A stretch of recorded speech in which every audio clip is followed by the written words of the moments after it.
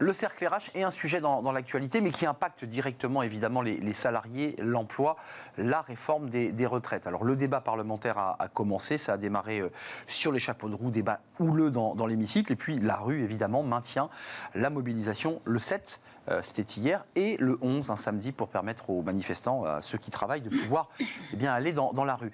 Quel est le fond même de cette réforme? On va essayer d'y voir un peu clair et d'expertiser ce sujet avec mes invités. Nathalie Hannet, merci d'être avec nous. Vous êtes présidente de Solidarité Nouvelle face au chômage. Vous venez régulièrement sur notre plateau parce qu'il y a un vrai sujet. On parle évidemment des salariés, mais finalement un peu moins des demandeurs d'emploi et des seniors, parce que c'est un sujet sur lequel vous travaillez au sein de l'association. Sylvain Bersinger, merci d'être là, Sylvain. Économiste chez Asterès, on lit avec beaucoup d'intérêt vos notes de conjoncture qui nous arrivent très régulièrement, avec une note d'ailleurs sur l'impact économique de ces grèves. Et bon, on va faire redescendre un peu le soufflet dans quelques instants, parce que l'impact est assez mineur, selon votre étude et votre livre, Les entrepreneuses de légende, un livre à lire. Voilà, on découvre la couve que vous avez écrit il y a quelques mois. Et puis avec nous, Antoine Fouché. Bonjour Antoine. Bonjour. Vous êtes président de Quintet, qui est un cabinet de conseil. Et puis auparavant, et c'est aussi un peu la raison pour laquelle vous êtes ici avec nous, ancien DIRCAB, directeur de cabinet de Muriel Pénicaud, qui était la ministre du Travail, qui s'est exprimé dans la presse, là, qui a égrené des prises de position un peu orthogonales. Tiens, je vous donne la parole. Vous étiez plutôt sur la ligne Muriel Pénicaud, qui disait, attendez, il y a quand même certains sujets sur lesquels le gouvernement, il y a quelques angles morts, les seniors, les femmes, enfin, elle était un peu critique quand même. Alors, c'était surtout sur le compte personnel de formation qu'elle a été critique, et sur la retraite, elle a dit ce que beaucoup de gens disent, qui est que le sujet du travail est central dans tout sujet de réforme des retraites, et qu'il faut sans doute accorder davantage d'attention à ce sujet-là, mais c'est ce dont on va parler maintenant. Justement, je vous pose la question à vous trois, est-ce qu'on n'a pas un problème en France quand on va voir le taux d'emploi des seniors? Ça a progressé, mais il reste largement en dessous de la moyenne européenne. Est-ce qu'aujourd'hui, dans tous les débats que l'on fait sur ce plateau, on nous dit que les salariés ont un rapport de plus en plus compliqué au travail, dans la relation au CDI, dans la relation aux liens de subordination?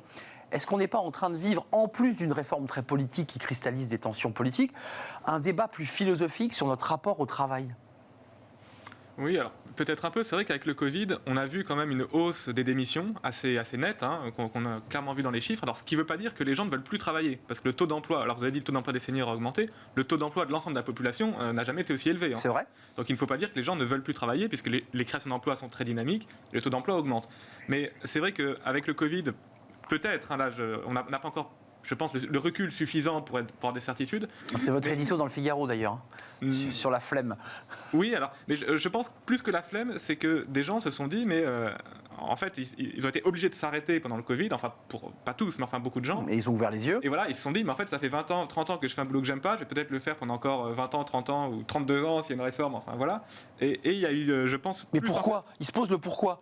Je veux bien travailler plus longtemps, pourquoi pas, mais pourquoi faire ? C'est le sens du travail. Je pense que c'est pas tant que les gens ne veulent pas travailler, c'est qu'ils veulent un travail qui ait plus de sens, en fait. Ce qui n'est pas la même chose. Vous êtes d'accord avec ça ? Parce que c'est un débat que vous aviez, j'imagine, quand vous étiez aux côtés de la ministre. Enfin, c'est bien de faire des réformes où on nous dit qu'il faut faire rentrer de l'argent dans les caisses. Enfin, tout le monde a compris à peu près l'esprit. Mais pourquoi faire ? Non, je suis complètement d'accord avec ce qui vient d'être dit. Il n'y a pas d'épidémie de flemme en France, pour les raisons qui ont été invoquées. Et vous donnez les chiffres. On n'a jamais autant travaillé dans notre pays depuis que l'INSEE mesure le taux d'emploi en 1975. Donc jamais la France n'a été autant au travail depuis 2 générations. Donc il faut arrêter stabilisé avec à 1600 heures, ça se stabilise si j'ai bien compris. Alors il y a 2 choses. Il y a le nombre de gens qui travaillent, et là avec 68,3%. Il n'y a jamais eu autant de Français au travail en proportion. Voilà. Et en valeur absolue évidemment parce que la population augmente.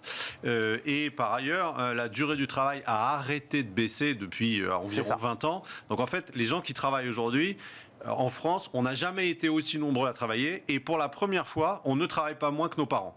Tous nos parents ont travaillé moins que nos grands-parents, qui ont travaillé moins que nos arrière-grands-parents, etc. Ça s'est arrêté. Ça, c'est la première fois que ça s'arrête depuis 20 ans. Donc, c'est la spécificité de la situation dans laquelle on est. Et je rejoins tout à fait ce qui a été dit sur le sens du travail. Alors, je le lirai à peut-être d'autres choses. C'est que, à une considération peut-être plus philosophique, c'est que majoritairement ou très majoritairement, on ne croit plus ni à une vie après la mort, ni à une fin de l'histoire. Dieu est mort, vive le Prozac, c'est ce débat on peut le qui est dire comme posé. ça, mais il y a pas donc on est condamné à vivre dans notre temps, c'est-à-dire une démocratie libérale et capitaliste, et ce qui reste, puisqu'il n'y a pas d'alternative, ce qui reste, c'est au moins ici et maintenant un travail qui ait du sens. Du sens et aussi que je puisse profiter. Oui, parce mais profiter, ça veut pas dire. Profiter, ça veut pas dire ne pas travailler. Là, il y a un énorme contresens. On a besoin de travailler, sinon on se sent exclu, isolé. Pour l'immense majorité d'entre nous, c'est évidemment l'accès. On a besoin de travailler, mais un travail qui ait du sens, c'est-à-dire en fait qui contribue au bien commun. La présidente de Solidarité Nouvelle face au chômage, comment vous la regardez cette réforme à l'aune de ce qu'on se dit? Parce qu'il y a le débat du travail, on n'a jamais autant travaillé, ce sont des chiffres de l'INSEE, ce n'est pas vos chiffres, et en même temps on a le sentiment que la qualité du travail s'est dégradée quand on voit les burn-out, les dépressions des salariés qui démissionnent, de ceux qui disent qu'ils se sentent mal dans leur emploi, que leurs relations au travail se sont dégradées. Enfin, de votre fenêtre, ça doit vous faire bondir. En fait, ce que disait Antoine Fouché à l'instant est exact. On n'a jamais autant travaillé, mais du coup, les gens arrivent à l'âge d'être seniors aujourd'hui, fatigués, beaucoup plus fatigués qu'ils n'ont été avant parce qu'ils travaillent énormément. Et de ce fait-là, l'ambition aujourd'hui devrait être de comment on aménage, comment on propose des fins de carrière à tous ceux que la vie professionnelle a pu user ou tous ceux qui connaissent des problèmes de santé et qui sont usés par ce fait-là. Comment on arrive aussi mentalement à se représenter ce moment de la vie professionnelle comme étant pas une déchéance parce qu'on a moins de ressources, moins d'énergie pour travailler. Enfin, c'est un serpent de mer, le débat des seniors, parce que à chaque réforme, on évoque cette question des seniors sans le résoudre, parce que dans les bureaux des DRH, vous avez des seniors qui vous disent, des salariés qui disent au DRH, moi j'en peux plus, quoi. Libère-moi, je suis au bout. C'est ça la réalité. Alors, quelle est la poule et l'œuf? On a quand même pendant des années et encore aujourd'hui proposé des plans de départ anticipés qui visent en priorité les plus âgés parce que ce sont ceux qui sont les plus payés. Alors là, il y a une étude qui était sortie qui indiquait 17% d'écart entre les revenus des 55-64 ans et les revenus de la tranche 25-54. On va parler des femmes, on parle des seniors, restons sur les seniors. On résout le problème, parce que c'est une des questions qu'on pose. Est-ce que c'est la clé ou la solution, ce débat des seniors, de résoudre ce débat? Alors, il est sur la table un index, l'idée qu'on oblige l'entreprise de plus de 50 salariés, enfin, tout ça est une proposition.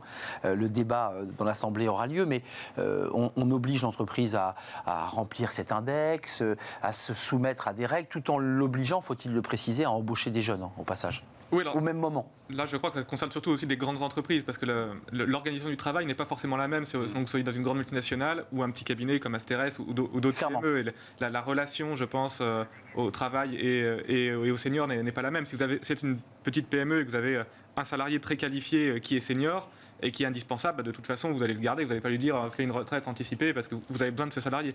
Donc je pense qu'il faut voir les choses, je pense, différemment selon qu'on parle de la PME ou du grand groupe. Je suis assez d'accord. Juste quelques chiffres, ça va vous intéresser, Antoine.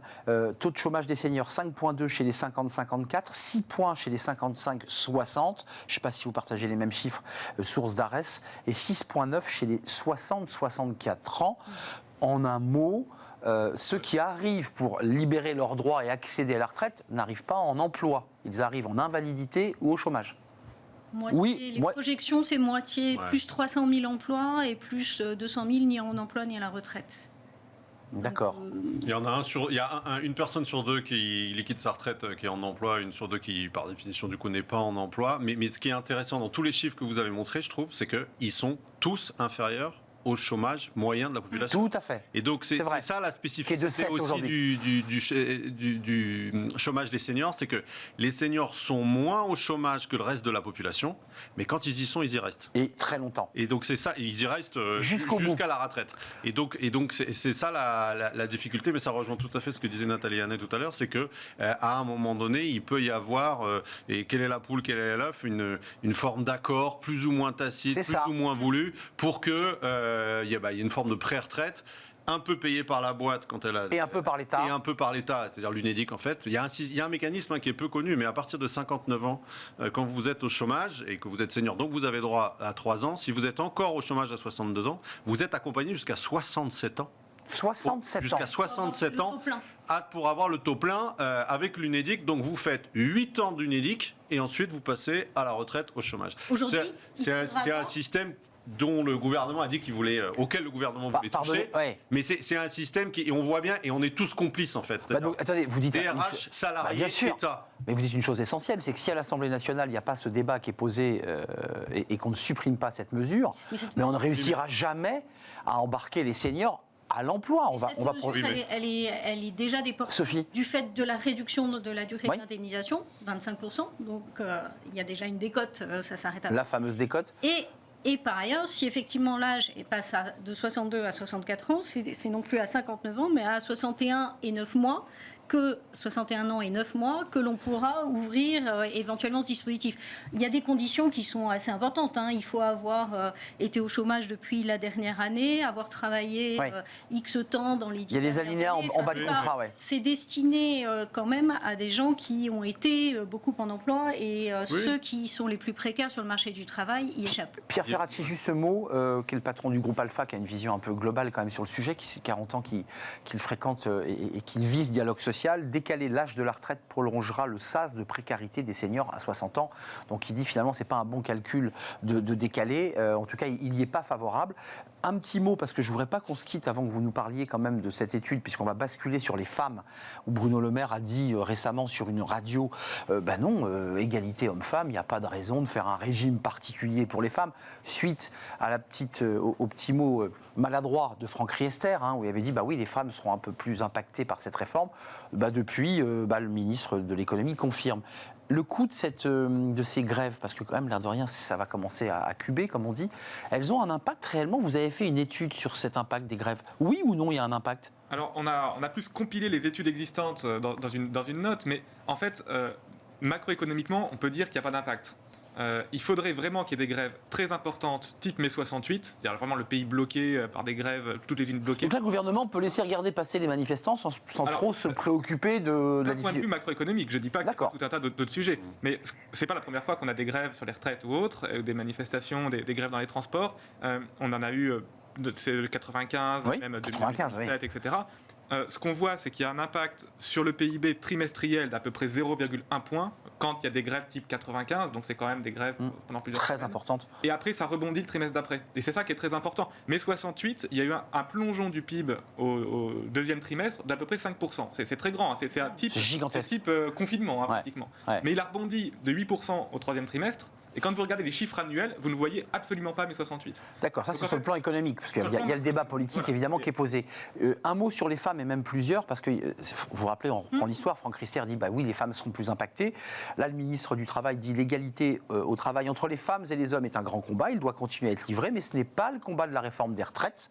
Elle doit nous amener tous à travailler plus longtemps pour garantir la stabilité de notre régime. Voilà comment le ministre de l'économie essaie de balayer d'un revers de main ce débat. Il y a un débat quand même sur cette difficulté des femmes, la maternité, des carrières hachées, des emplois précaires, des multi-emplois. C'est la réalité de beaucoup de femmes. Alors, si vous permettez, je vais vous lire un verbatim, parce qu'on est en train de réaliser une enquête auprès des seniors, qu'on fait passer avec d'autres associations partenaires et qui est sur LinkedIn. J'en profite si certains d'entre vous nous écoutent et ont vu passer l'enquête. C'est une femme qui nous dit « Merci de nous donner la parole. Certaines entreprises se débarrassent honteusement des seniors pour les remplacer par les salaires moins chers des jeunes forcément plus malléables. Le pire, c'est que ces comportements sont l'œuvre de boomers masculins qui se protègent clairement entre eux, aux dépens souvent des femmes. » D'accord, donc il y a beaucoup de choses dans ce qu'elle dit, une forme de patriarcat des hommes qui ont le pouvoir. Donc ça bouge l'entreprise, mais pas aussi vite que cela, c'est ce qu'elle dit. Et on se débarrasse comme des Kleenex de femmes. Et là, c'est une femme qui s'exprime. Cette question des femmes, quand même, parce que là, il y a quand même un effort fait par le gouvernement. C'était dans les colonnes du JDD. La Première ministre avait dit on ne touche pas aux carrières longues. Puis là, dans le JDD, elle dit si, on va faire un effort. Ceux qui ont cotisé, je crois, 5 trimestres avant 20 ans, pourront bénéficier d'un départ avancé à 63 ans à la retraite, si je lis bien les propos. Il y a un sujet sur les femmes, c'est un sujet fondamental quand même. Oui, il y a un sujet fondamental, mais on voit bien qu'il est impossible à résoudre parce que ça ne veut pas dire qu'il ne faut rien faire. Oui, mais il est complexe. Sur ce sujet-là, il faut faire toujours très attention à ce qu'on dit. Mais si on pose la question de la justice, on voit bien, étude d'impact du gouvernement, les femmes vont travailler plus que les hommes. Enfin, la réforme va faire que les femmes, en moyenne, vont travailler plus. C'est factuel. Et Esther, il dit juste la vérité quand il dit ça. Il dit la vérité. Il dit juste la vérité et c'est la vérité du document du gouvernement. C'est le débat philo qu'on avait juste avant. Après, une fois qu'on a dit ça, on regarde aussi le sujet, par exemple, de l'espérance de vie après la retraite, qui est largement supérieur pour les femmes que pour les hommes. Et donc, où est la justice? C'est de vivre plus longtemps après la retraite ou c'est de travailler plus avant? On voit bien que c'est insoluble et donc il faut se mettre d'accord sur qu'est-ce qu'une réforme qui donne à chacun. Je pense que c'est pas une question de sexe, c'est une question individuelle. Dans notre époque, en tout cas, c'est une question individuelle, donner à chacun les moyens et la visibilité sur sa retraite pour qu'il puisse organiser sa vie professionnelle. Et c'est ça qui est attendu, à mon avis, par l'ensemble du pays. Et c'est pour ça que la réforme... C'est la retraite à la carte, c'est la réforme systémique. Bah oui, mais qui n'est pas faite. Et c'est pour ça que... Oui, mais on la refera un jour. Mais oui, de parce fait. que là, on voit il faut bien choisir. que quand on essaye de corriger une injustice, on en recrée une autre. Exact. Parce qu'avec 42 régimes et 13 régimes de pension de réversion, on ne peut pas faire autrement. Donc il faut poser le stylo, remettre les choses à plat et construire un régime transparent qui corresponde au contrat social du 21e siècle. Là, vous posez effectivement le sujet, mais qui n'est, je le redis, pas posé dans la réforme des retraites qui sera débattue dans l'hémicycle. On est bien d'accord. Je pense que du coup, c'est très difficile et même si ça va faire plus d'emplois des seniors et un peu équilibrer les finances publiques, c'est... hyper difficile de faire admettre ça au pays. L'économiste que vous êtes, parce que ça c'est peut-être une étude que vous êtes en train de préparer, ou vous aussi, parce que chacun prépare ses études, c'est de se dire que tout ça pour ça, parce qu'on est en train de nous dire qu'il faut rajouter presque 800 millions, peut-être 1 milliard, et puis il y a la pression des LR qui explique qu'il faut rajouter ceci. À la fin, on va faire aucune économie, cette réforme va coûter plus cher qu'elle va rapporter. Enfin, économiquement, on est vraiment sur une ligne de crête là. Non, mais je suis tout à fait d'accord avec ce qui a été dit. En fait, c'est vraiment un débat qui est très compliqué quand on essaie de regarder un peu les chiffres, de dire est-ce que ça profite plutôt à un tel, à un tel. On retombe tellement sur des spécificités, les hommes, les femmes, la pénibilité, le ceci, le cela. J'ai été fonctionnaire tant d'années. Enfin, moi comme on dit économiste, mais c'est vraiment un casse-tête. Et même en tant qu'économiste, on s'y perd. Mais vous parliez des études d'Asterès. J'en profite pour mentionner une étude faite par un de mes collègues qui s'est projetée à long terme pour se demander... Bon, l'espérance de vie va probablement augmenter avec l'amélioration de la santé, qui se demandait jusqu'à quel âge il faudrait peut-être travailler demain, avec différents scénarios selon la hausse de l'espérance de vie, les gains de productivité, etc. Enfin, je n'ouvre pas, Sylvain, la question de vivre, mais en quel état, dans quel état de santé, je m'autorise. C'est le débat des EHPAD et de la fin de vie, la grande vieillesse. Après, il faut voir, selon les hypothèses d'espérance de vie, la part en bonne santé, la part en... C'est tout le sujet, parce qu'ensuite, c'est un coût pour la collectivité. Un dernier mot, enfin, comment vous réussissez à aiguillonner les députés, parce que le débat a lieu à l'Assemblée. Ça paraît orthogonal qu'une association qui accompagne les demandeurs d'emploi intervienne, mais c'est directement lié, parce que Arnaud Montebourg disait, mais il faut donner plus de travail à ceux qui n'en ont pas qu'à ceux qui en ont déjà beaucoup et qui ont parfois un peu de mal à le faire. Notre projet, c'est une équation intéressante. À la fin mars, d'exposer ce qui va ressortir de cette sollicitation, de cette étude qu'on a faite auprès de seniors qui sont en situation de recherche d'emploi. Mais peut-être juste un mot quand même. Si on regarde autour de nous, la Finlande, avant de faire sa réforme des retraites... 5 ans. Elle a fait la réforme de la formation en améliorant la formation des seniors et des dirigeants. Il me semble que peut-être ça pourrait être une bonne idée que de travailler sur cette dimension-là. 5 ans de dialogue social avant de réaliser la fameuse réforme des retraites, ce modèle nordique, c'est ce que d'ailleurs répète souvent le patron du groupe Alpha, Pierre Ferracci, 5 ans de dialogue social. Merci à vous trois de nous avoir éclairés. Le débat a lieu dans l'hémicycle et puis il se prolonge dans la rue. Ce sera samedi pour un nouveau round de manifestations partout en France. Mais on voit que la complexité du sujet n'est pas réglée, peut-être même d'ailleurs à l'issue du vote de ce texte. C'est un vrai sujet. Merci Antoine Fouché. C'est ça le pire, c'est qu'on va y revenir. De toute façon, que ça passe pas, ça n'aura rien réglé. C'est ça. Eh bien écoutez, on va suivre ce dossier de très près en vue de la prochaine réforme. Merci président de Quintet, ancien directeur de cabinet de Muriel Pénicaud. Merci à Nathalie Annette, je l'ai bien prononcé. Et non. Et c'est Anne. Oui. Et bien voilà. C'est une chance sur deux. C'est une chance sur deux. C'était un 50-50. Présidente. On dit un poulet, pas un Mais poulet. bien sûr, Anne, présidente de Solidarité Nouvelle face au chômage. Et puis Sylvain Bersinger et ses études de conjoncture avec tous ses collègues économistes chez Asterès. Et ce livre, Les entrepreneuses de légende, c'était votre dernier livre. Merci à vous trois de nous avoir éclairés, d'avoir expertisé ce dossier un peu au-delà des polémiques politiques qui animent l'hémicycle. Tout de suite, eh bien justement, on termine avec Fenêtre sur l'emploi. Et Julien Breuil, ça tombe bien, nous parle du taux d'emploi et de l'emploi des seniors. Ça tombe bien.